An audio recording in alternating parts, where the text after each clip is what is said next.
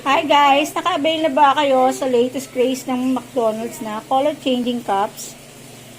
Ayan, bawat medium meal na bibili nyo, makakakuha kayo ng color changing cups for only 59 pesos.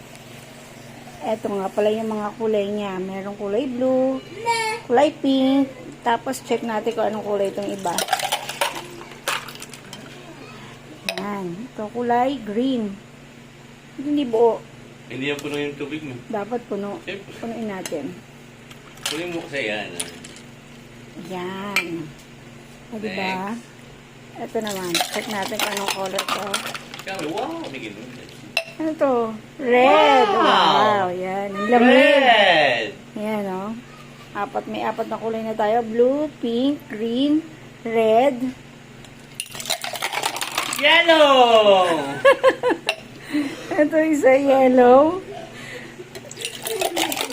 Black! Wow, yung isa black. O, ayan guys, o. Kompleto na ang colors ng McDo Color Changing Cups. Kuha na rin kayo ng para sa inyo.